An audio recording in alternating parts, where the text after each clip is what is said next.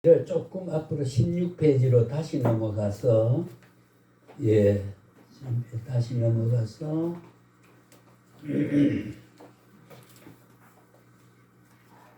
여기 중간쯤 보시면은 성경은 하는 그런 주어로 설정된 기초 성경은 그 내용의 통일성이 있는 일관된 논리 체계를 가지고 있다. 그 어느 시대든지 어느 민족이든지 어느 공간에서든지 누구에게든지 언제나 통일된 그래서 지난번에 제가 잠깐 붙였던 말 사람들 우리가 안드로포스를 요한복음과 마태복음 9장에 어디 보면은 인자의 모습을 가져왔는데 모든 사람들이 기적을 보고 사람들이 그 기적한 예수님의 베푼 이적을 추앙하고 환호했다라고 사람들이 할 때 그 안드로포스라고 하는 것은 그 인자란 말하고 안드로포스는 예수님의 몸에 가진 육체는 유대인의 모습을 나누는 모습으로 태어나기는 했지만은 육신의 혈통을 유대인의 선민의 모습을 색을 같이 하는 모습으로 태어났지만은 그런 온 인류의 육체를 대표한 몸이다. 그러니까 성육신의 그 신비한 것은 어느 특정한 민족에 대한 것만 닮은 게 아니라 예수님의 육을 입었던 것은 모든 인류의 육을 대표적인 육의 조건을 구성하고 있다. 그러니까 그 피 한 방울 흘린 것은 수많은 사람의 흘릴 피를 대신할 수 있는 그 육체고 그 아픔의 고통은 수많은 인류가 당할 수 있는 고통을 대리받은 고통이다. 한 개인의 육체가 아니고 인류의 전체 몸을 압축해서 대표적으로 구성한 육체이기 때문에 그게 안드로포스라고 하는 거죠.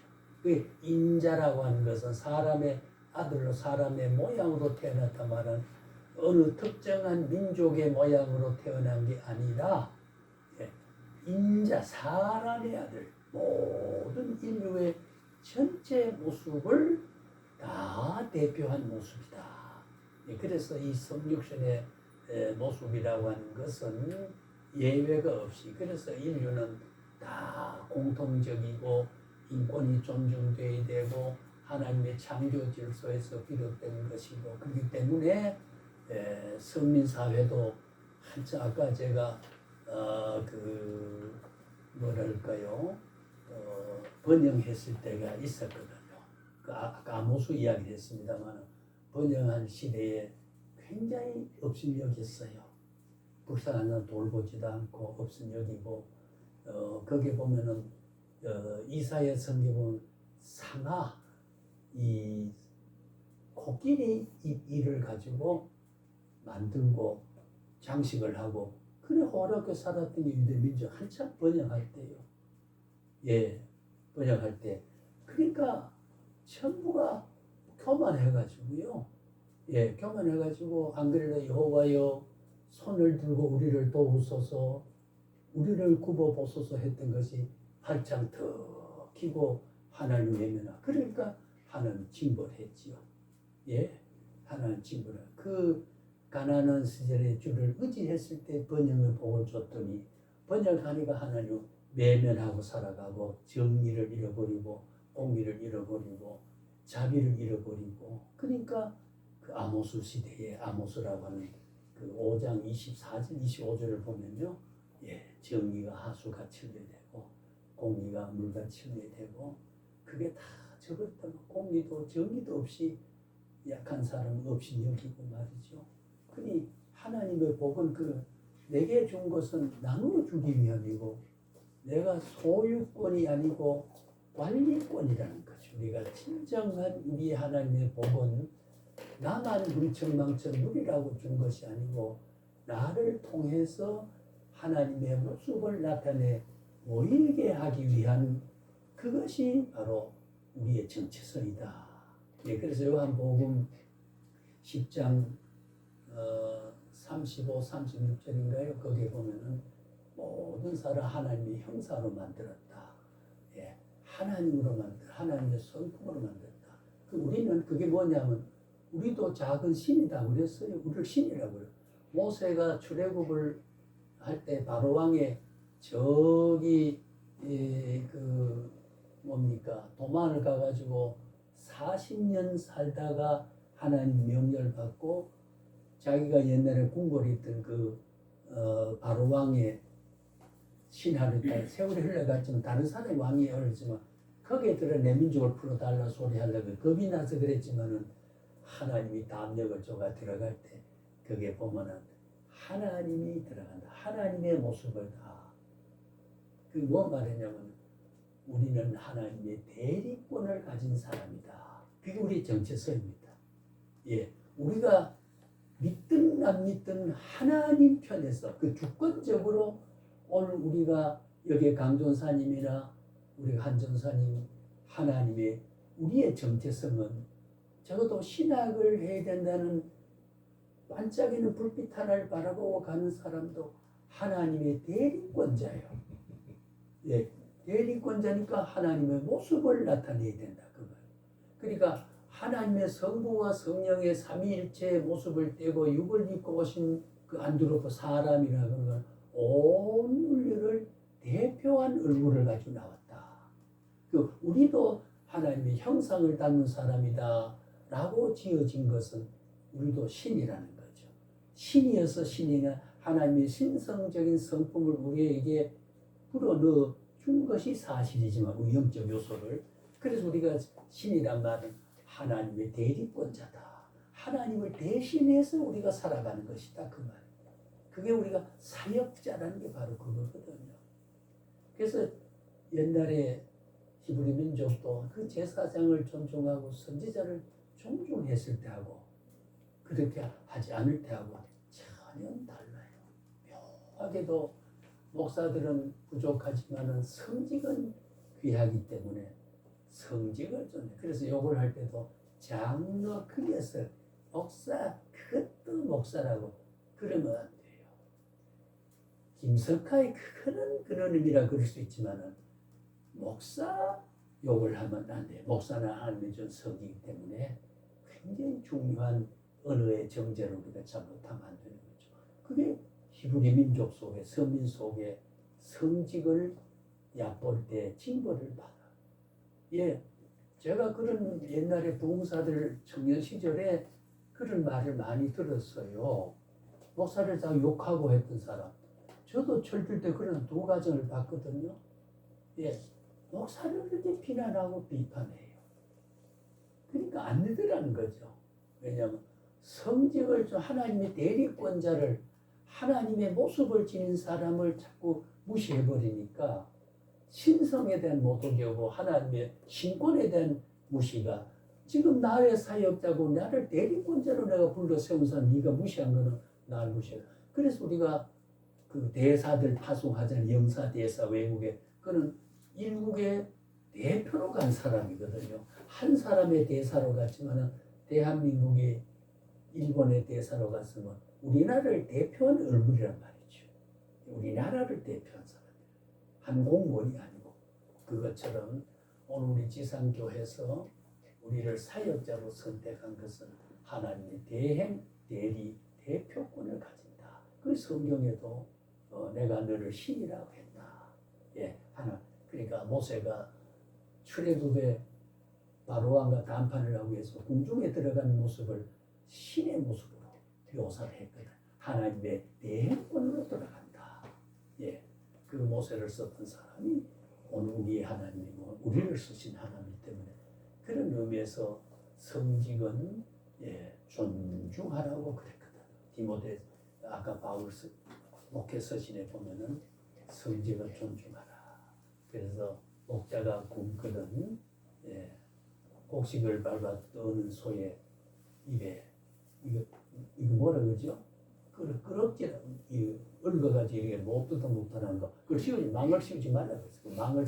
망을 못 뜯어 먹으니까 일하는 손은 뜯어 먹어야 되지. 곡식을 뜯어 먹어야 돼. 그걸 망을 씌우고 먹지 마라 그러면 어떻게 살아가느냐? 예.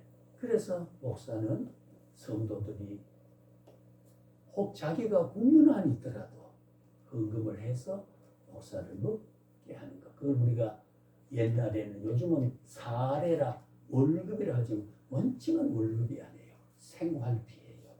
우리 고유한 행정학적으로 성경도로 보면은 생활하도록 생활비를 책임지는 가지고 생활비지 월급이라고 하는 것은 월로 정하여 일정한 금액을 지급하는 게 월급이고, 고맙다고 하는 하는 건 사례고, 고마운 정도는 먹고 살아야 되니까. 그렇기 때문에 목사의 가족이 또 목사의 어떤 행사에는 성도가 다 책임을 지는 거죠. 심지어는 옛날에는 제 어릴 때는요, 주택 조회되지요, 장담해 주지요, 김치 담아 주지요, 연료대 주지요, 전기 모든 공과금은. 그래서 재직 조직 부서에 보면 사택부라는 게 있습니다.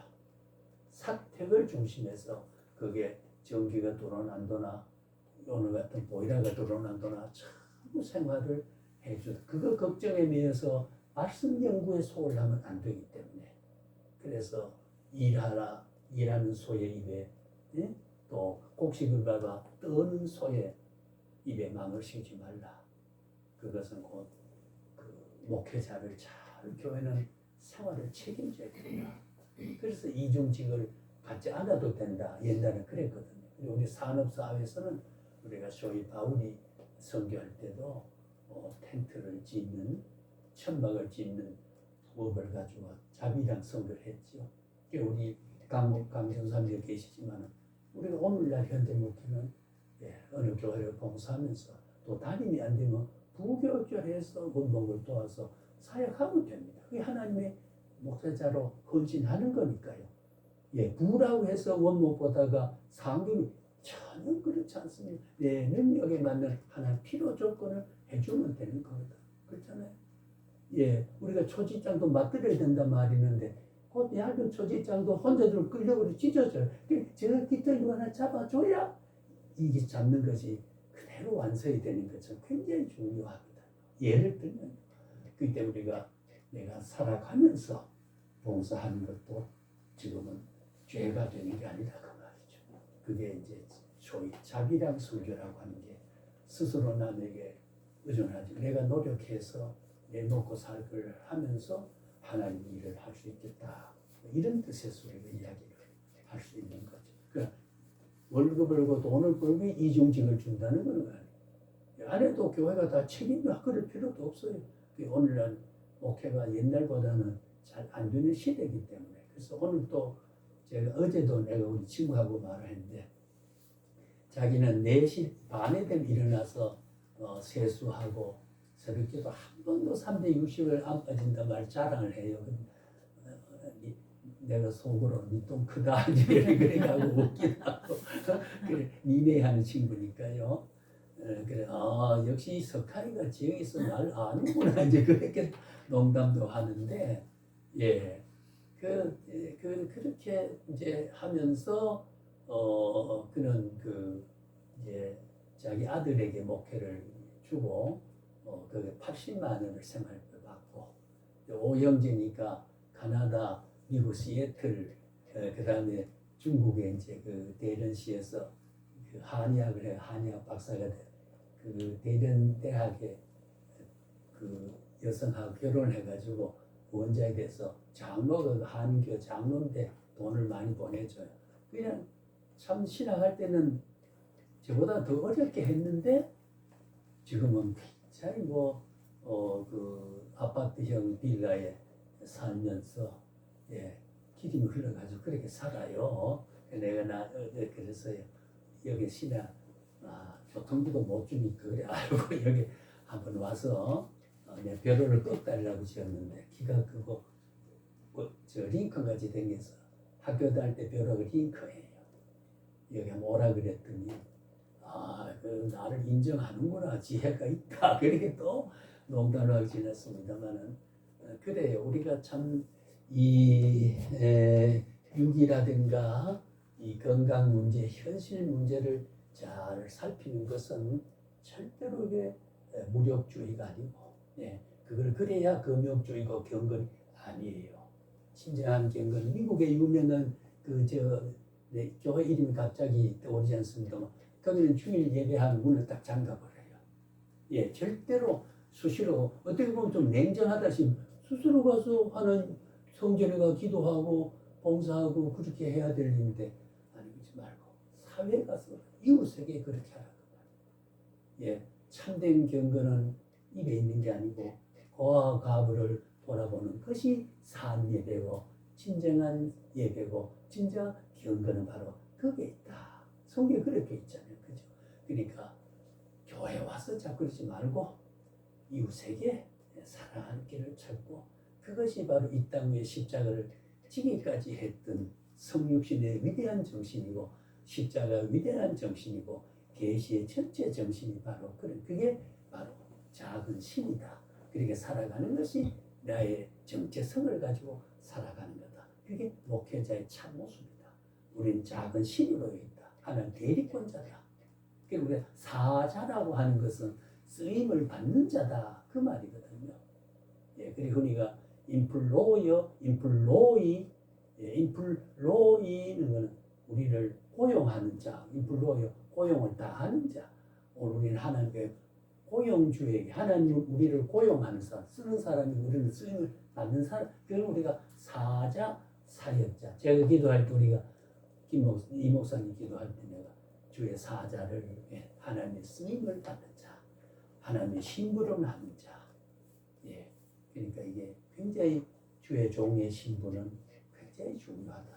예, 그것을 통해서 이 신약의 27권의 모든 내용을 사도들을 통해서 구약은 선지자를 통해서 제사를 통해서 실천해 가던 그여 오늘은 우리가 제사장, 선지자, 왕직은 직분은 없어졌지만 직분의 직무는 남아 있어서 목사가 가지고 있는 삼직, 예수님이 다스림의 왕직, 또 섬기던 제사장직, 교훈하던 선지자직을 삼직을 가지고 있었던 것이 사도를 통해서 또 사도 우리는 속사도를 믿지 않지만 그 정신은 오늘 여기 앉아 있는 우리에게 다 위임되어 있거든요. 그게 우리의 정체성이에요. 예, 부족하더라도 성경 위대한 사람 택해가지고 대주님 사도 삼았습니까? 선지자 삼았지 않습니까? 아까 이제 아모스 이야기 자주 합니다만 아모스 성경에 아모스라는 그 뽕나무 재배하던 꾀제 농부입니다. 근데 그 시대를 호통치고 이래 살아서는 안 된다고 해서 그를 하나님에 세워가지고 그 아모스 성을 절실하게 경고하는 보면은 이게 하나님의 위대한 대리권자고 사자로서 살아간 모습이거든요. 우리나라를 호통쳤던 아모스의 그 위대한 교훈. 예. 교회 가서 아멘 했다고 절기와 성회를 나는 미워하고 거부한다. 절기를 좋아하지 말라. 응? 예수님 누가 보면 누가 17장 외양과 근처와 뭐를 고르게 따져서 여러분 옛날에 11조는요 회양이란 말이 약재기 때문에 굉장히 가보여요. 그걸로 금을 따듯이 그런 거 따라가지고 하나도 어김없이 11조를 정확하게 그것도 좋지만은 인자와 신을 재보졌다. 그렇게 해도 가둬놓고 불쌍한 사람 도와주려는 그 헌금이 무슨 인자고 무슨 의와 무슨 선이냐 그 말이야. 헌금의 정신이 어디 있느냐. 예수님이 경고했잖아요. 11월 부정한 11조를 그래 한다고 그것도 하지만은 11조 부정하지 않았습니다. 근데 오늘 목회자들이 자꾸 아까 제가 구라고 하는 것은 예수님 오시기 전에 약속한 뜻이지 고리타불하게 흘러가는 묻어진 세월을 의미하는 걸 해석하는 것은 성경에 생명 있는 성경의 언어 해석을 잘못하는 거예요. 이걸 우리가 영성을 가지고 목회자는 그 의미를 하나님의 권위와 모습을 나타내는 것으로 윤색을 하고 가감을 하고 의미를 따르고 그렇게 해석하는 사자가 목회자 신학을 하는 사람이거든요. 그러니까 성경의 권위를 인정하고 인정을 했을 때 어느 그 위로와 담력이 큰 것, 행복한 거거든. 그런 것을 우리가 이 신약 속에 다 담고 있다. 이런 말씀을 우리가 정리할 필요가 있고요. 예, 그래서 성경은 통일성이 있고 일관된 논리 체계를 가지고 있다. 예, 절대로 시대에 따라 달라지거나 여기저기 변하거나 그런 게 아니에요. 성경 아까 그랬잖아요. 거듭 말하지. 제가 그 말한 거 인용하기 위해서 창세 1작가간 1조가 150억 년에 해당하는 창조 시간이니까 하나님이 수천 전에 말했더라도 수억 년 후까지도 유효하게 교훈이 되고 적용이 될 수 있는 복음이란 말이에요. 자태 정교이란 말, 척도란 말이에요. 기준이란 말이죠. 예, 성경은 그런 권위를 영원성을 가지고 있다. 예, 하나님 영원성을 가진 영원한 하나님의 가슴 속에 짜여 나온 것이기 때문에 어느 시대 누구에게 어느 공간에 어떤 조건에도 다 현재적으로 예, 십자가는 2000년에 골고루한데 피를 흘리지만은 영원성을 했기 때문에 시간 속에 수억이 흘러가도 오늘 현재의 제의가 되고 적용이 되고 있단 말이에요. 지금 십자가로 주여 보혈의 능력 나의 죄를 용서해 주소 할 때 그 약속은 하나님 지켜준단 말이죠. 회개한 죄를 책임 묻지 않겠다고 그랬거든요. 그게 하나님 언약이에요. 그게 영원성이에요. 예, 신약은 바로 그런 의미에서 종말 때까지의 유효한 것, 영원성에서 현재성이다 라고 하는 게 참 귀한 인식이라고 그렇게 생각을 하게 됩니다. 성경은 진리로 갖춰야 될 일관된 논리와 근거를 가지고 있어요. 완벽하지요. 그런 의미에서 왜 완벽하나? 시간 속에서 불변하지요. 공간 속에서 차이가 없죠. 적용해서 차이가 없지요. 약속은 그대로 지켜주지요. 일관되게 그 권위를 가지고 있다는 거죠. 그래서 성경 하나 붙들고 살 수 있다는 법칙이 바로 그런 거거든요. 예. 그리 내 말이 곧 진리요 생명이고 내 말이 하나님이라. 그렇게 요한복음 1장에는 그런 말씀을 해 주셨지요. 그래서 성경은 하나님의 사역과 속성에 대한 계시를 통하여 하나님의 존재를 확증해 주는 겁니다. 성경의 깊은 내용과 의미를 발견하기 위해서는 성경 전체 내용에 대한 일관된 논리 체계, 그게 신학이다 그 말이에요. 지금 우리가 이렇게 말하는 게 성경 전체의 가치와 권위와 의미를 우리가 새긴 이유가 그렇다. 그래야 이것을 비성경을 대항하고 그 다음에 모르는 사람은 이렇게 우리가 신학에서 사명자가 깨닫는 것만 같이 전해서 그대로 알고 그래서 말씀 안에 한 신학 공동체가 되어서 구원 공동체가 되게 해가는 것이 신학의 의미고 목적은 이런 신학의 개론을 우리가 그 사상을 파악하는 것이 개론을 공부해야 할 목적이 의미가 크게 있다는 거죠. 예, 거기 우리가 포괄적으로 신약에 대한 가치를 우리가 이야기하면 그렇다. 하나는 이제 우리가 두고 이제 연구도 하고 공부를 하면 되죠. 그래서 성경과 그 어원 이걸 이미 이 말은 두고 그거 한번 참고를 해 주시기 바랍니다. 성경이 뭐냐? 성경의 어원이 그 말의 근원이 어디서 성경이라는 말이 생겼느냐 하는 거. 일반 개론에는 이야기하는 저는 이걸 2년 동안에 다 해야 되기 때문에 이런 기초도 좀 앞에 곁들여서 해서 그런 말에서 참고로만 하시고 나중에 성경 목사님 성경이 뭡니까? 그러면은 버벅거려. 그 하나님 말씀이지 그 말이야 누가 못해? 예. 어떻게 삽니까? 밥을 먹어야 살지. 그 누구든지 할 수 있는 말이거든요. 예. 그래서 성경이란 말이 뭐라고 하는 거 신학적으로 풀이해 줄 수 있도록 왜 성경이라고 할 수 있었느냐라고 하는 거. 그래 이제 그 원리적으로 보면 파피루스라고 저는 이집트에 가서 파피루스 생산하는 지역에 가봤어요. 그 파피루스 종이 만드는 거 그게 처음에 기록됐던 거를. 그래서 지금도 성경 원문은 없습니다. 예, 여기도 이게 된 게 참 시대별로 다르게 기록됐던 걸 참 하나님 발견하게 하고. 그리고 우리가 신학 가면 사본학이란 말 시간 있으면 제가 사본이 뭐냐 이런 말을 좀 한 강좌라도 하고 싶습니다만은 제가 시간 되면 접근할 때 하겠습니다. 성경 해석학을 할 때, 성경 해석하는 방법을 말할 때 제가 사본하게 대한 거 하겠습니다. 그 사본은 아세네 사본, 신해산 사본, 군난 사본. 저는 다른 데는 뭐 사해 사본은 사해 물가가 이쪽 예루살렘에서 사해로 내려가면 저 건너 이방 땅 건너다 보면 모압 땅 있고, 모압 평지에 그 시내산이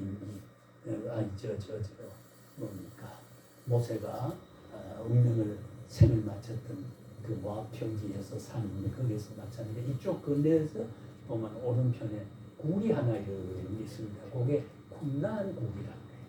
거기서 성경이 바로 참 하나님이 원문은 바뀌었지만 사본은 그때의 우리 수천 년 전에 수백 년 전에 이 성경을 그런 데다가 조각조 기록했던 가죽에 기록하고 파피루스에 기록했던 그것이 그런 사본학이 있었기 때문에 그걸 연구하고 찾으니까 이거는 외경이고 이건 위경이고 정경 바로 이게 참 성경이다라고 하는 게 그래서 27권을 이렇게 만든 거거든 성경이. 그래서 1600년 동안 만들어졌다 그 말이거든요. 그래서 이 사본학을 나중에 한번 안 가보셨으면 군단 사본 그 굴 앞에 한번 가볼 수 있습니다. 가보면 참 제가 그 느낌은 그게 우리 기독교는 관념이고 철학이고 이념으로만 존재하는 실제로 주님의 발자국이 여기 있고 이 성경이 이불 속에 나타났다는 게 기록이 남아있고 그 보면요 그 있잖아요 사해 소금 기둥도 가보면요 그 소금 기둥이 됐다 그랬잖아요. 뒤를 돌아보다 그래도 소금 기둥 실제로 그 흔적이 그대로 있고요. 그리 역사적인 사건 실제로 이 땅에 주님은 오셨고 사실 하나님이 계시고 그 하나님 지금 나와 함께 하시고 내가 하나님의 그 부르심을 받은 사람이고 하는 것을 영설여서 깨닫고 깨달을 때 우리 삶의 질이 높아지게 되는 거죠. 나의 정체성이 그렇게 못한 사람보다 다른 차원의 내 모습을 발견하게 되고 자기가 자기를 발견하는 것 그걸 우리가 자인식이라 근데 자각이라는 게 참 중요해요. 남이 너는 어떻다 이렇게 말해주는 것도 중요하지만 나는 이런 사람이다 하는 게 굉장히 고르고 자각이라고 하는 거. 불교서로 하면 해탈의 경지입니다. 해탈이라고 하는 말을 쓰지요.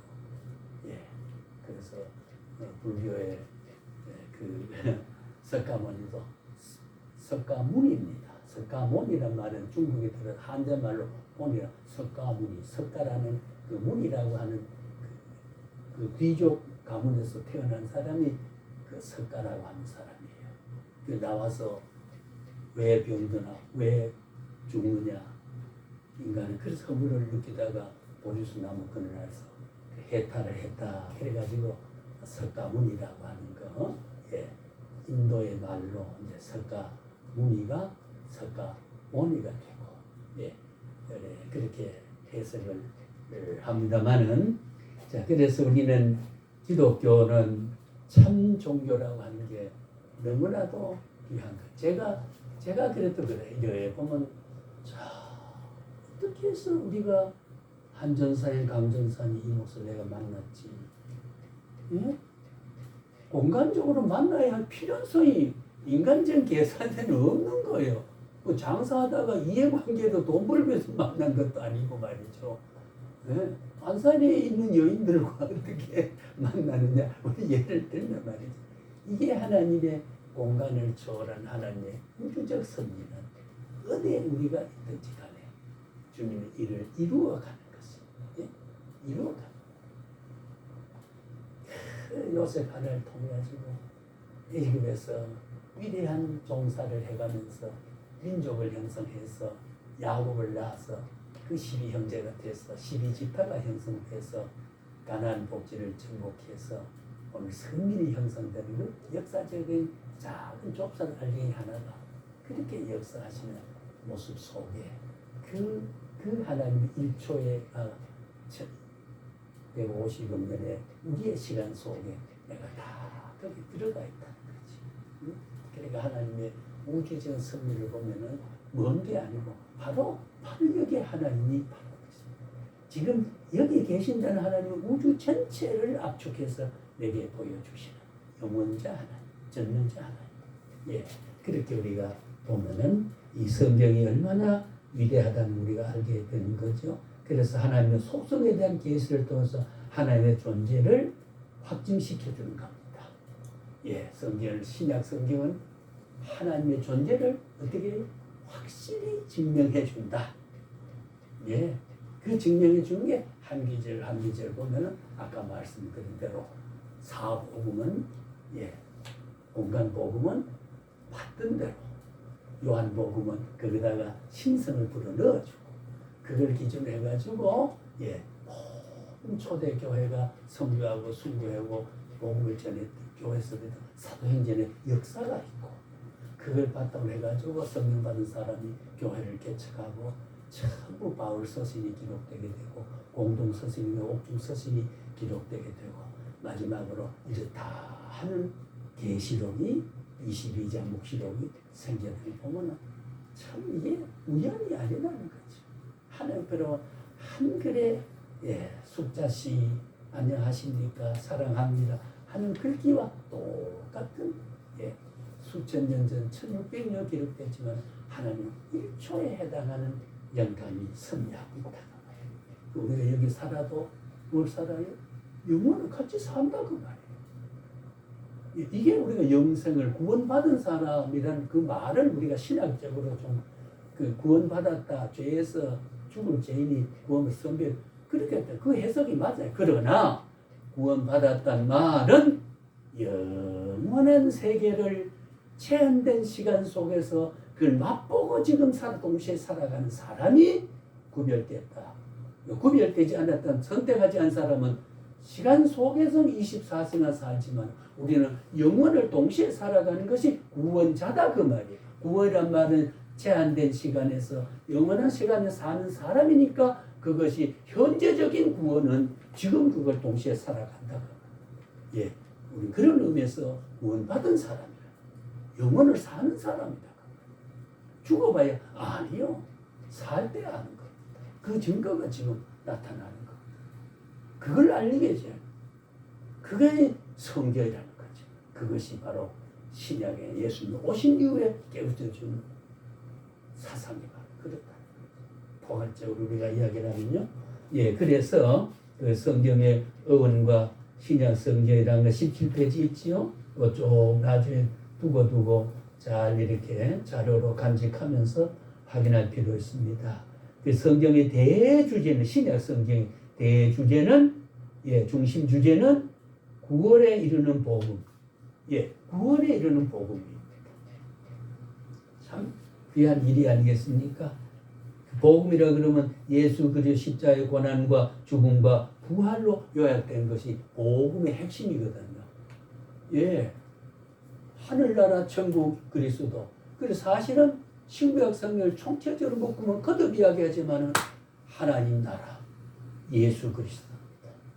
아까 말했는데 구약이지만은 예수님 오시기 전에 메시아 사상이 구약의 39권 속에 주님의 오실 예수 우리의 영원한 구주가 이미 창세기 1장 15절에 3장 15절에부터 이미 여인의 후손으로 그게 여인의 후손으로 태어난다는 말은 바로 마리아 몸에서 태어난 성육신의 4,000년 후에 태어날 것을 4,000년 전에 모세가 그걸 어떻게 인간이 바라보겠어요? 그대로 이사야 54장에 그대로 700년 후에 될 걸 700년 전에 기록을 해서 700년 딱 찰 때 때가 찰 때 예수님이 이 땅에서 육으로 태어나게 되고 때가 찰 때 십자가를 지시게 되고 때가 채워져서 부활하게 되고 때가 차면 갈릴리 사람들아 너희가 보는 모습 그대로 내가 너희 앞에 이렇게 나타나리라 하는 그것이 우리 앞에 지금 있는 거거든요. 다 보면은 바둑알 놓듯이 조밀하게 되어 있는 것이 이게 어떻게 인간이 만든 거냐 그 말이에요. 예. 하나님의 말씀이고 예. 그 하나님 손에 우리가 잡혀있다. 내게 좀 불만이 있고 불편이 있는 상황이더라. 하나님 버린 증거에 나를 나대게 하는 거예요. 예, 이풍랑 인연하서 우리 찬송 제 즐겨 부르는 이풍랑 인연하여서 더 빨리 가. 그 풍랑 일고 막 빠질 것 같고 쳤다가 물이 튀어오르고 옷이 덤벙 젖고 하지만은 그 풍랑에서 석 달 열흘 갔던 저 안전한 포구를 몇 시간 만에 쫙 갈 수 있는 거. 풍랑은 괴롭지만은 안전한 포구의 고생을 그 풍랑 때문에 빨리 배가 저 안전한 폭으로 밀려가는 그런 필요한 풍랑이 나를 예배하기 위해서 아니 하나님의 사람이 되기 위해서 그럴 수 있어요. 저는 그런 체험 많이 했습니다. 어머니가 10살 미만에 돌아가신 이후부터도 이렇게 그것 때문에 주일학교 가서 새벽부터 우리 사랑으로서 예수 사랑하시는 그게 늘 다른 친구는 아니라 도라지 백도라지는 예수 사랑하시 오늘 나를 있게 할 때 그때 이미 씨를 심어준 거 생생하게 저는 기억하지. 그렇죠.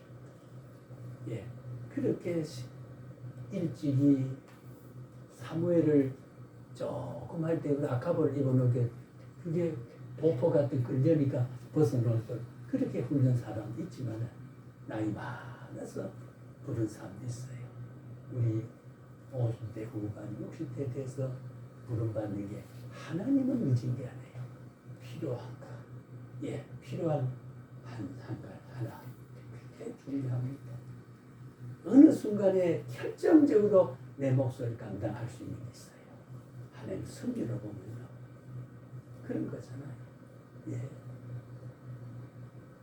요나가 바로 그랬잖아요. 니누에서는 회개를 도망을 그렇게 안 가려고 했지만 기어이 가서 외치고 짐승까지 죄를 무릅쓰고 사람들 회개할 수 있는 그걸 요나의 입을 통해서 할 수 있는 한순간에 니누에서 구원을 위해서 요나 아니면 사람이 없었습니까? 그렇지 않지만 그를 택했던 이유가 그를 통해서 하고자 하는 하나님의 작정이 거룩하고 의롭고 완전하고 무한하고 지혜롭고 그렇기 때문에 수정할 필요가 없지요. 그러니까 우리를 구원자로 약속한 것을 취소할 필요 없어요. 왜? 그러면 어리석을 때 나를 택했나? 아니잖아요. 전능하신 하나님이 내가 죄 짓고 내가 뭘 하고 참을 알면서 너는 내 것이라고 선택. 그 죄는 내가 대신해서 십자가에 못 박았다는 거예요. 그러니까 옷을 입었다는 거예요. 그 뜻은 그 선택이 박서방, 최서방, 조서방이 옆에 있는데 왜 김서방을 택해서 목사가 되게 했느냐는 것은 그건 나도 몰라요. 신기한 하나님이요.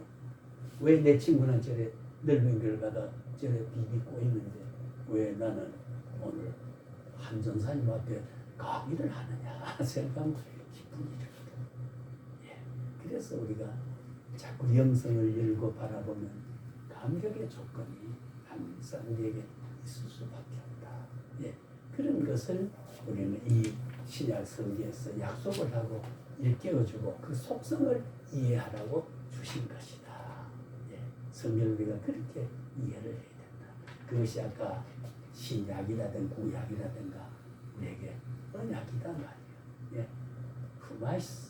프로미스 굉장히 중요하다. 그 불변의 약속이다. 어떤 경우도 그 약속은 저버리지 않는다. 왜? 내 조건을 보고 약속을 했다면 그 조건이 무너지면 약속도 취소되게 되지만 뻔하고 지금 일방적으로 약속을 그게 계시, 그게 신약이에요. 일방적으로 주여 오시옵소서 불러가지고 우리 곁에 온 게 아니잖아요. 주님이 능동적으로 이 땅에 영광 나라 다 버리시고 낮고 천한 인생에 오소서. 그런 고통을 다 겪고 다 이루었다. 비하의 신분에서 승귀의 신분으로 오늘도 우리 위해서 하나님 옆에서 중보기도 하고 계시는 그리스도의 위대한 사랑. 그래서 생각하면 하나님의 사랑은 측량할 수 없는 무한한 살아라. 뭔 때문에 그렇게 하나님이 그렇게 해야 되느냐 그 말이야. 그것은 하나님도 그 사랑을 변경하지 못하는 본질이 그렇기 때문에 나를 사랑할 수밖에 없는 신적 필연성 때문에 의지가 아니에요. 요놈을 사랑하지 마감하기 아니에요. 본질적으로 하나님이 사랑이기 때문에 그 사랑의 경륜을 취소하거나 변제하지 못하시는 그걸 우리가 하나님의 불변성이라고 합니다. 그걸 속성을 알려주는 것이 계시다, 신약이다. 그래서 우리가 이해를 해보면 참 소망 중에 우리가 살 수 있잖아요. 그래서 신약의 대주제가 아까도 말씀드렸지만은 구원이 이르는 복음이다.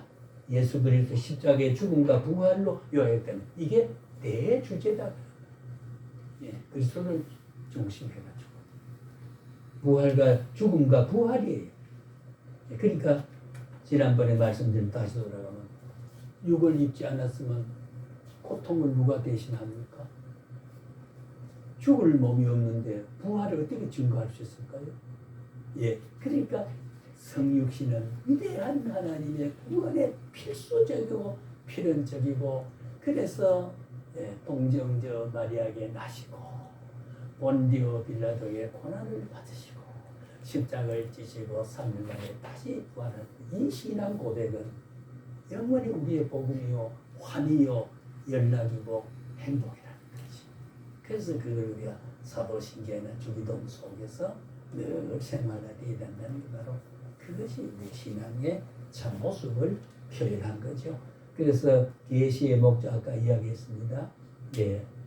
23페이지를 다시 돌아가서 그 밑에 보면은 계시의 궁극적인 목적은 기록하면 주신 것은 너희에게서 예수께서 하나님의 아들 그리스도이심을 믿게 하려 합니다. 그렇죠. 그리스도가 하나님의 아들임을 믿게 하기. 그래서 이 계시를 줬다. 믿게 하기 위해서. 그 신약의 전체 정신이 믿게 하기 위해서. 그래 믿음이 보하죠. 믿음이 이기네. 믿음이 이기네. 그 믿음이란 게 믿음이 믿고 싶으면 믿어지는 게 아니잖아요. 선물로 온 겁니다. 은혜로 믿음으로 구원 얻게 된다. 믿음의 사물은 하나님의 은혜다.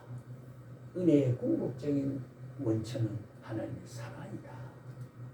그래서 하나님 성부적 가슴 속에 사랑에서 짜여놓은 은혜가 그리스도는 은혜로 이 땅에 오셔서 모든 조건은 그게 우리가 카리스 우리 작정동 그 집 부근에 가면 카리스라는 호텔이 있어요.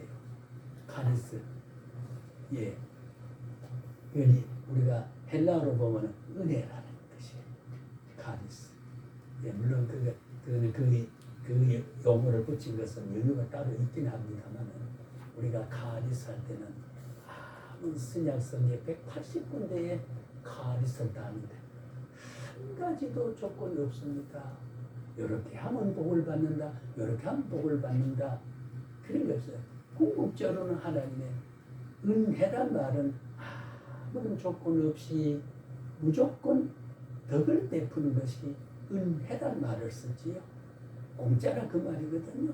그게 카리스인데 그러면서도 그게 이렇게 하면 너희가 어떻게 준다면 하나님의 위대한 은혜 중에 은혜란 말을 그렇게 쓰는 겁니다. 은혜 중에 은혜를 더하시고 복에 복을 더하시고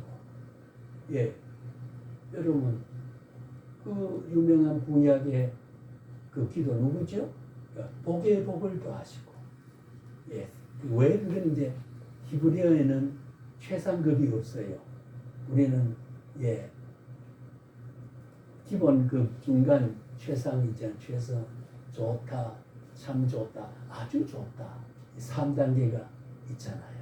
그건 없기 때문에 그래서 복에 복을 다져 최고 좋은 복을 준단 말을 복에 복을 더하시고 그걸 이제 거듭 강조함으로써 최상급을 유지하는 이제 성경 해석의 히브리어의 어법을 보면 그 최상급이라는 그 언어의 급수가 없다는 말이죠. 히브리어에는 그래서 좋은 말을 거듭 말함으로 최상급의 의미를 나타내 주는 게 있다. 예, 그게 우리가 복에 복을 다한단 말. 우리 목사들 기도할 때 보면 신방화석에는 복에 복을 다하시고 예, 은혜를 더하사 하는 그 말은 성경에 전혀 근거 없는 말이 아니고 복에 복을 이미 기본적으로 구원받았지만 구원받은 자가 누릴 복을 하나님 더 보태서 달라 더 마치지. 최고의 좋은 복을 달라. 복의 복을 달라. 성경적인 말이라고 생각을 우리가 하게 됩니다. 자, 계시의 필요성 한번 보시고 쭉 보면, 예, 쭉 보면요, 그게 자연 계시, 특별 계시, 예, 원래는 이게 계시론에서 나올 수 있는 말입니다. 앞에 제가 다 땡겨서 이야기를 말하고 있습니다. 자연 계시는 우리가 세상에 비가 내리고 저 우주 공간에 되어지는 이 법칙이 전부가 자연 계시거든요. 자연 계시고 특별 계시는 구원받을 사람에게 알려주고 계시란 말은 리벨레이션이란 말은 숨겨줬던 것을 폭로해서 공개해 주는 거니까 그거는 구원받을 자에게만 신앙으로 말씀 받아들이는 거지요. 그래서 우리가 하나님이 믿는 자에게 공개한다. 그 학술적 용어는 셀프 디스클로저라는 표현이 있어요. 셀프라면 스스로 하나님이 누구의 요구를 하거나 하나님은 원인의 원인자이기 때문에 하나님이 움직이실 때는 그가 원초적인 동기자고 이유자지 누구의 이유에 의해서 움직여주는 분이 아니거든요. 예, 그 이유의 가치는 하나님은 근원적으로 다 알고 계시기 때문에 다른 사람의 이유에 의해서 움직여주는 피동적인 면 언제나 능동성이죠. 그래서 주권이란 말이에요. 그 주권은 완전, 무한, 무궁, 공리, 거르, 예, 인자, 자비, 사랑이기 때문에 어떤 행동을 해도 고의성 없다. 예, 다 의다, 다 사랑이다, 은혜다. 예, 그러니까 주권적으로 남에게 물어보지 않고, 예, 내가 너를 오늘 배고플 때 먹을 걸 주려고 했는데 너 받을래? 그러지 않고 받아 먹어. 왜? 먹어야 사는 거기 때문에. 예, 먹어야 사기 때문에 주권적으로 주님은 계시하고 알려준다는 거죠. 그 하나님의 주권성이라고. 주권성이라고. 그래서 이거는 참고로 우리의 특별 계시는 믿는 자에게만 말씀의 공개를 주고요. 그 다음에 25페이지를 펼치시면 인간적 성격 이런 말을 쓰고 특주란 말을 붙였는데 예, 요것은 신인 동성 동행로이라고 하는 우리가 성경에 보면 사울을 때가 하나님 후회하셨다고 그랬거든요. 하나님이 전능자인데 뭐가 후회하고 왜 하나님이 슬퍼하고 왜 하나님은 언짢아하실까? 그 완전하시고 전능하시고 전지하시고 무한하시고 의롭고 공의로우시고 예 온전하신 분이 왜 후회하느냐? 그래서 동성동령이라는 말은 인간이 기분 나빠하는 내용과 하나님이 그렇게 지성으로 신성해서 느끼고 판단한다는 것을 우리의 몸에 느끼는 것으로 같은 모습으로 그려낸 걸 예, 그 표현입니다. 이 굉장히 신학에서 중요한 거예요. 구약이나 신약에 보게 되면은 그런 말이 많이 있어요. 그건 우리 학술적으로 제가 특별적으로 신인동성, 예, 하나님과 사람의 같은 성품, 동형론, 같은 모습으로 표현한 것이 하다 그런 말입니다. 그 용어, 성경의 용의 예, 동성론에 대한 쭉 사례를 그 다음 페이지, 곧 뒷페이지까지 중요. 이게 굉장히 중요합니다. 나중에 성경 해석을 할 때 하나님이 후회하시고 사울을 생각 왜 그렇게 기분 나빠하시며 예, 동형으로 우리의 모습과 같은 형으로 이렇게 하나님은 이 세 영을 내가 슬퍼하는 것처럼 주님도 슬픔을 인식하고 계십니다. 신인 동성 동에 있기 때문에 외로움 압니다. 배고픔 압니다. 억울함 압니다. 예, 동성동이 아니라면 하나님 완전하기 때문에 뭐 아프지고 모른다 그러면 안 되잖아요. 참 귀한 것은 동성동이야. 내가 느끼고 내가 처한 위치를 하나님의 성품으로 다 알고 계신 동성, 같은 성품, 같은 형태로 인식하고 깨닫고 한다. 그러니까 조치를 해주고 응답해주고 그 치유해주고 해결해 주신다. 동성동일형이기 때문에 그래요. 참 귀한 거는 성경이 절묘합니다. 그래서 요거는 특별히 제가 거기에 가는 글씨나 나기 때문에 나중에 여러분 요런 말로 쓴다고 성도를 가르칠 때나 일깨울 때 성경에 동성동일형은 사례가 아니 그 사례도 이야기해놨습니다. 그 아까 대표적인 것이 사울을 내고 주님이 또 저렇잖아요. 그 공생에 보낼 때 수가성 여인에게 때가 돼서 식료를 구하러 마을에 내려갈 때 앉아 이렇게 쉬다가 사마리아 여인이 물길로 나온 데 가서 물 좀 내게 달라 그러니까 당신이 유대인도 우리를 대접도 안 하고 인정도 안 하는데 내한테 물 달라 그러니까 물 달라 그 사람이 누군 줄 알면은 네가 주는 물은 목마르고 내가 주는 물은 영원히 목마르단다. 그래서 그 회개하고 다시 육족밥을 다 버리고 나는 이런 사람 만났다. 전도되었을 때 그때 예수님이 피곤하여 라는 말이 있거든요. 예수님은 신성을 가지고 얼마든지 피곤 안 할 수도 있어요. 그러나 육을 입고 오셔서 동성동인형으로 주님이 육을 입었기 때문에 그 피곤은 뭐냐. 우리를 불쌍히 여기는 삶을 피곤을 느끼고 혼고를 느끼는 그 모습을 해서 우리를 그만큼 사랑하는구나.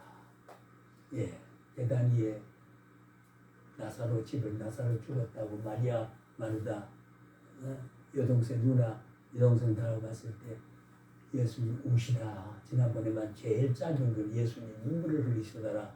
어떤 번역은 예수님 우시다. 예수님 우시다. 6글자거든요. 신구약은 제일 짧은 글이 예수님 우시다. 그 우시단 말은 인류의 죽음에 대한 연민, 예, 인류를 포용하시겠다는 것. 나사로의 죽음은 살려줄 능력이 있지만 인류는 이 죽음 앞에 슬퍼하는 것을 연민의 정을 가지고 동성동일형으로 예, 슬퍼해 주시는 것, 예, 슬퍼해 주시는 것, 시장한 것을 느껴가면서 예, 그런 모습으로 이것이 굉장히 신약에도 있고 구약에도 있다.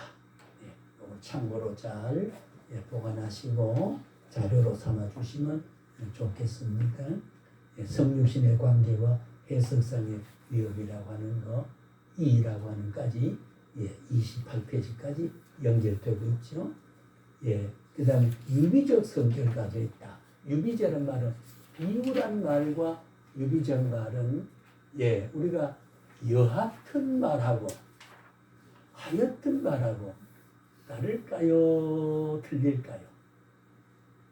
하여간에 이름이고 여하간에 어느 게 맞을까요? 금방과 방금이라는 말. 예. 그렇죠? 금방 다녀갔습니다. 방금 다녀갔습니다. 예. 같을까요? 틀릴까요?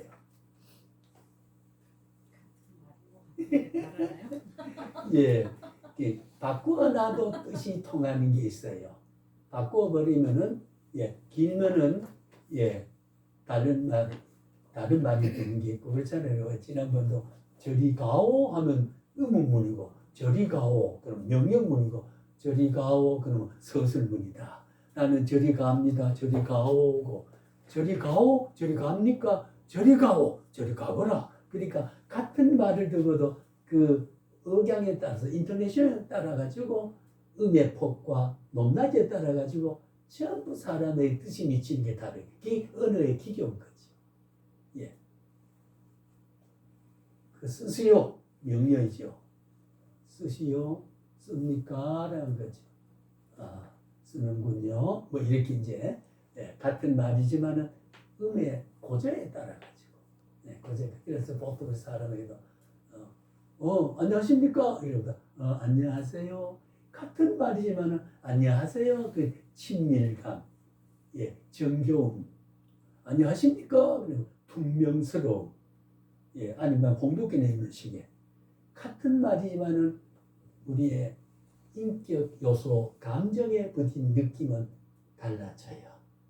그래서 사람을 막 푸근하게 기분 좋게 해주는 것은 그 언어에 대해서 우리는 그 성경의 교훈이 많이 있거든요. 말에 대한 것, 억양과 음폭과 언어 선택에도 우리는 하나님의 자녀다운 모습에서 살아가는 기준이 성경에 다 있습니다. 빠진 것이 없도록 기준이 돼 있다는 말이 성경에 있거든요. 그러면은 차츰 우리가 성경을 읽다 보면은 그런 걸 기준을 맞아, 이거 우리 신학에서 맞아, 이런 말씀 여기 있다. 그래서 자꾸 확인이 되는 거예요. 그러니까 이론과 실제 계시가 일치를 이룰 때에 자기 지식이 돼버리고 각인이 돼버린다는 거죠. 우리는 개론이니까 개론, 대체적인 이야기를 우리가 해나가는 거거든요. 조금 더 하고 쉬읍시다. 그 다음에 29페이지 보면 신약의 새 계약, 새 계약이죠. 기원과 기록의 동기. 왜 이렇게 새로운 계약이 세워지고 기록한 이유가 어디 있느냐? 그 기원이 뭐냐? 그것이 고린도 11장 25절과 고우 3장 6절에 보면은 원문적으로 헤카이네 디아데케라는 말로 표현이 되어 있는데, 첫째는 유언, 두 번째는 계약. 유언, 계약. 요거 이제 설명이 조금 필요하지. 그걸 한번 주목해 보시기 바랍니다. 첫째, 유언입니다. 유언이란 말은 그게 아까 말 테스토멘트, 약속이라는 뜻과 같은 거예요. 이렇게 하겠다 하는 남겨놓은 말, 끼쳐놓은 말. 두 번째는 계약, 커버넌트. 그러니까 테스토멘트와 계약이란 말은 커버넌트와 같은 언약과 계약은 뜻이 있지만은 조금 유언적인 말과 현실적 말하고 차이가, 개념의 어감이 좀 다르다. 때로는 우리가 요즘 보니까 젊은 아들 가슴 뒤에 보면은 커버넌트란 말을 쓰고 있고, 디스커버리란 말은 발견이란 말, 이런 말을 영어로 써붙이고 이렇게 써가지고 그걸 알고 해보지 되는지 모르지만은 그런 걸 써보지가 다 있습니다. 우리가 지금도 하나님의 약속을 바탕을 두고 하나님은 지금도 언약한 것을 이루어가고 있어요. 지금도 계속 이루어갑니다. 150억 년에 해당하는 1초의 주님의 섭리의 영원성의 가치는 우리의 일생을 살아가는데 한순간도 주님은 나를 외면하거나 놓치지 않으시고 우리가 지켜보신다. 지켜보신다. 그렇게 볼 수가 있는 거지요. 그래서 두 번째 계약이란 말인데, 신약이란 새 계약, 이것은 바로 옛날 백성의 모세 중재를 해서 하나님께 맺은 계약에 예수 그리스도를 중재로 성립된 새로운 계약을, 그래서 새 계약이라 그렇게 말을 하게 됩니다. 그걸 우리가 신약이라고 하는 거지요. 그러니까 다른 또 의미로 대하면 구약의 모세 율법으로는 죄가 없어지거나 구원을 얻거나 성화는 될 수 없다. 율법으로 의롭게 된 자는 없다. 율법은 죄를 지적하지 해방시켜 주지 못한다. 그런 의미에서 율법 끝에는 뭐가 와야 되냐? 죄를, 이 불안을 해결할 수 있는 사람이 와요. 그게 메시아 사사이다. 예수 오시기 전에 약속을 믿고 바라봤던 사사이다.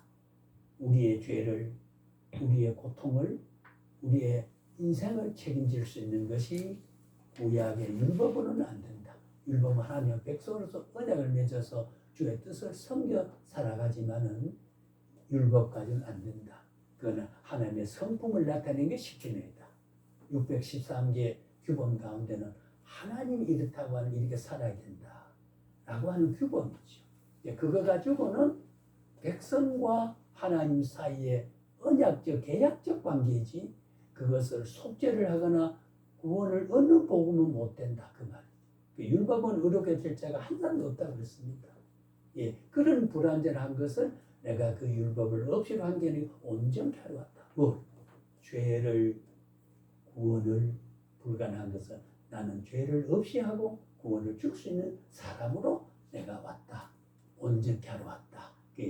죄를 사하지 못하는 율법은 불완전하니까 완전케 하러 왔고, 죽음을 생명으로 바꿔줄 수 있는 기능을 못 가진 율법은 영원히 사는 법칙을 내가 약속으로 너에게 주러 왔다. 그게 예수님 오신 후의 약속이 아까 말한 신약, 오시기 전에는 그런 것이 구약, 이렇게 차이가 있다는 거죠.